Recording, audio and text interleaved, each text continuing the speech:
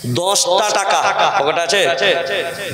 হ্যাঁ হ্যাঁ হ্যাঁ, আচ্ছা আচ্ছা 10 টাকা আছে, দাঁড়ান দাঁড়ান দাঁড়ান, এটা 10 টাকা। এই টাকাটা নয় করতে গেলে কি করা লাগে? না, এটা নয় হবে কখন? 1 টাকা কমিয়ে দেবো যখন। বলেন বলেন, এটা নয় হবে কখন? 1 টাকা কমিয়ে দেবো যখন। এখন বলেন 1 টাকা কমিয়ে দিলি এটা 10 হবে না নয়? সবাই 9, 10 কেউ বলবে না। আবার যদি 1 বাড়িয়ে দেন 10 বলবে না 11?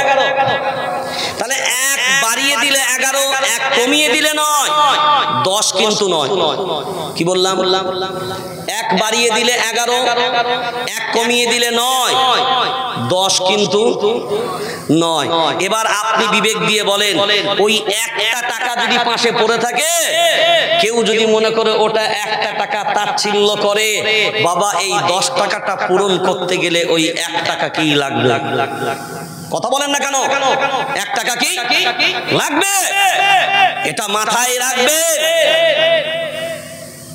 একটা মানুষেরও ভোট যদি আপনার পক্ষে যায়, আপনার প্রধানমন্ত্রী হওয়ার পিছনে ওই একজন মানুষের ভোটের দামটা 10 টাকার দাম যেমন বেশি, কারণ 10 টাকাটা পূরণ করতে গিয়ে ওই সংখ্যায় চেয়ারটা পেতে গিয়ে ওই একটা ভোটের যেমন দাম আছে, ওই 1 টাকার যেমন পূরণ করতে গেলে 10 টাকা, ওই 1 টাকার দাম হয়।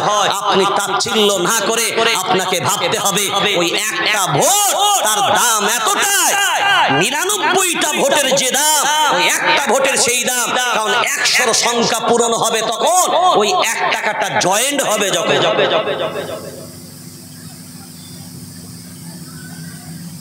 বুঝতে পারছেন না? পারেন? তাহলে আপনাকে বুঝতে হবে আপনি কোথাকার প্রধানমন্ত্রী? ভারতবর্ষের প্রধানমন্ত্রী। আপনাকে ভাবতে হবে আপনি ভারতবর্ষের জনগণের প্রধানমন্ত্রী। আপনাকে ভাবতে হবে আমি এই হিন্দুস্তানের প্রধানমন্ত্রী, কোন দলের না। এটা যদি হয় তাহলে কাউকে টার্গেট করে নয়, কোন জাতিকে টার্গেট করে নয়, এটা আপনাকে মাথায় রাখতে হবে। সেই জন্য খুব ভালো করে আগিয়ে এবার আগা। এবার বলেন,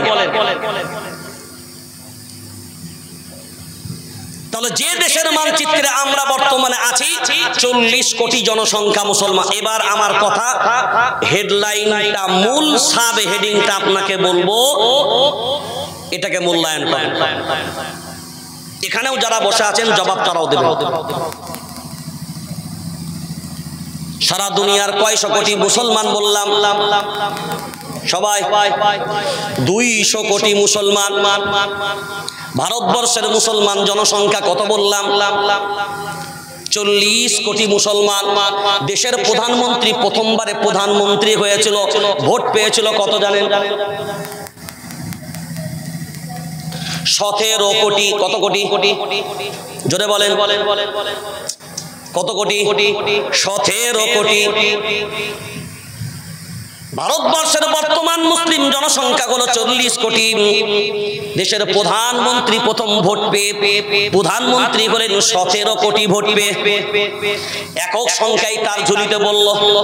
এখন বিবেক দিয়ে যদি আমরা এই জায়গায় মূল্যায়ন করি, এই ভারতবর্ষের 40 কোটি মুসলমান, এই দরজা এলাকায় যারা বসে আছেন, এই জলসা যারা শুনছেন, তারাও সারা দুনিয়ার মুসলমান, ফেসবুক যারা চালায়, ইউটিউব যারা চালায়, সোশ্যাল মিডিয়া যারা চালায়, অনলাইনে ব্যস্ত থাকে যারা, এ ভাবনা তারাও।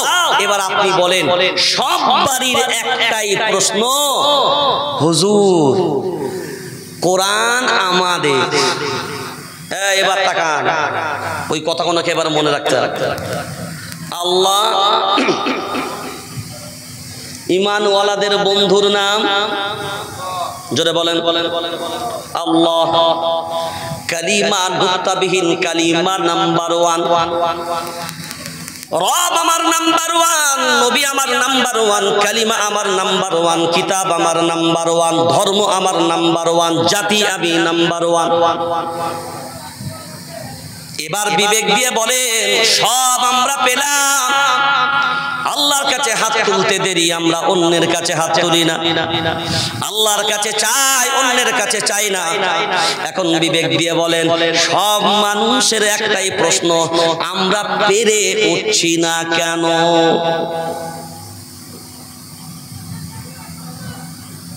মসজিদে দোয়া, মাদ্রাসায় দোয়া, জলসায় দোয়া, টুপি আমরা পরেছি কার জন্য? আল্লাহর জন্য না নিজের জন্য? সবাই বলেন আল্লাহর জন্য। দাড়ি জোরে বলেন, সব আল্লাহর জন্য। তাহলে আপনি এবার বলেন আমরা আল্লাহর জন্য, কিন্তু এত কিছুর পরেও আমরা অন্যদের কাছে পেরে উঠছি না কেন? দুর্বলতা কোথায়? বদরের প্রান্তরে কয়জন সাহাবী লড়াই করেছে? 313। কাফিরদের দলে কয়জন? 1000। কয় হাজার? তাড়াতাড়ি বলেন। 1000। কয় হাজার? 1000। এবার বলেন 313 জন। তাদের সামনে যে কিতাব ছিল, তাদের সামনে যে ধর্ম ছিল, তারা যে ধর্মটা মানতেন, তারা যে জাতি ছিল, তারা যে রবকে মানতেন, তারা যে কালিমা পড়েছেন, তারা যে নবীকে মানতেন, সেই কালিমা, সেই নবী, সেই রব, সেই কিতাব, সেই ধর্ম, সেই জাতি আমরা হ্যাঁ কি না? জোরে বলেন।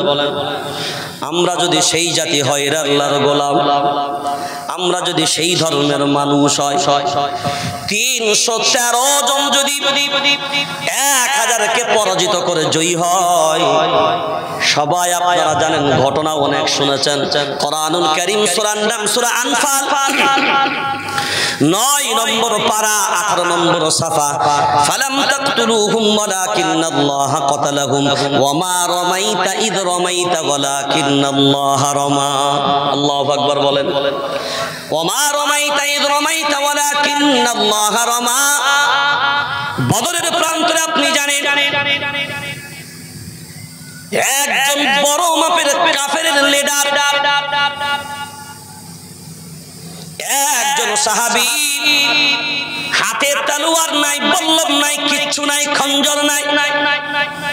ওই বেঈমানকে হত্যা করা লাগবে, কোন অস্ত্র যখন সামনে নাই, তখন সামনে পেল কি? একটা খেজুরের ডাল। ওই খেজুরের ডাল তুলে নিয়ে সে যেহেতু লড়াই করে আল্লাহর জন্য, ওমা রমাইতা ইদ রমাইতা ওয়ালাকিন্নাল্লাহা রামা। আল্লাহ বলেন সাহাবী টেনশন না, হাতে আপনি দেখেন খেজুরের ডাল, ওই খেজুরের ডাল আপনি চালান, চালানোর মালিক আপনারা হবেন, কিন্তু ওইটার দ্বারাই বেঈমানদেরকে সাইজ করে দেবার দায়িত্ব আমি আল্লাহ আমার কুদরতে। সাহাবী খেজুরের ডাল চালালেন, বেঈমানের কল্লাউ। সুবহানাল্লাহ বলবেন না? কি দ্বারা? তলোয়ার দ্বারা। জোরে বলেন। খেজুরের ডাল দ্বারা। আল্লাহ যদি শক্তি দেয়, আল্লাহ যদি সাহায্য করে, খেজুরের ডাল দিয়েও বিজয় লাভ করা, জোরে বলেন, লাভ করা যাবে। কারণ আফগানিস্তান একবার নয়, 1000 বার লক্ষ্য করে দেখেন, ট্যাঙ্কার নাই, রণকতরি কিচ্ছু নাই, তাদের কাছে এমন বড় বড় কামান নাই। তারপরেও দেখেন আমেরিকার দাদা বাবুরাও পর্যন্ত ওই বেঈমানগণ আফগানিস্তানের মাটি ছাড়তে, পালাতে পথ পায় না। ক্ষমতা কার? জোরে বলেন। এবার বলেন সবার প্রশ্ন, আপনাদের প্রশ্ন কি? সবার মনে জাগে না? ফেসবুকে দেখবেন, ফেসবুকে আমাদের যুবকরা ফেসবুকে লিখছে, আমরা পেরে উঠছি না কেন এদের বিরুদ্ধে, আমাদের শক্তি এত, আল্লাহ আমাদের, নবী আমাদের, কালিমা আমাদের, কোরআন আমাদের, আমাদের, ইসলাম আমাদের, মুসলমান আমরা, শেষ নবীর উম্মত আমরা, পেরে উঠছি না কেন? একটাই প্রশ্ন, সবার বক্তারও যা, শ্রোতারও তা, আমরা দুর্বল কেন হয়ে পড়লাম? আপনাদের কি মনে জাগে? কথা বলেন, এ প্রশ্ন জাগে না? দিল থেকে বলেন, জাগে? মনে মনে হয় না? এখন বলেন, সবাই যখন এ প্রশ্ন করছে, এ প্রশ্নের উত্তর কে দেবে?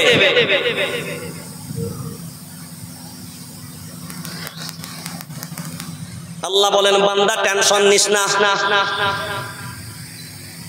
সূরার নাম সূরা মুহাম্মদ। আল্লাহ বলেন, জবাব আমি দিয়ে দিয়েছি। সুবহানাল্লাহ, জবাব কে দিয়েছে? আল্লাহ। সূরার নাম সূরা মুহাম্মদ, 26 নম্বর পারা, 6 নম্বর সাফা, আয়াত নাম্বার 7। ইয়া আইয়ুহাল্লাযীনা আমানু, ডাক দিলেন কাদের? ঈমানওয়ালাদের। ডাক দিলেন কাদের? সবাই ডাক দিলেন কাদের? ঈমানওয়ালাদের। সারা দিবে কারা? সারা দিবে কারা? ঈমানওয়ালা হবে যারা। আল্লাহ বলেন, ইয়া আইয়ুহাল্লাযীনা আমানু ইন তানসুরুল্লাহ,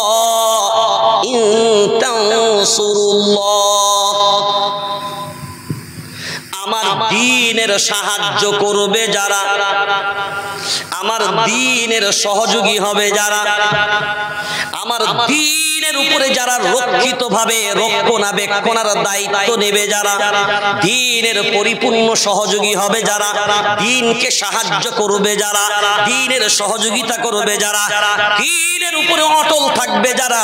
ভিন্ন আয়াতে আল্লাহ এই কথা বললেন, ইন্নাল্লাযীনা ক্বালু রাব্বুনাল্লাহ সুম্মা ইসতাকামু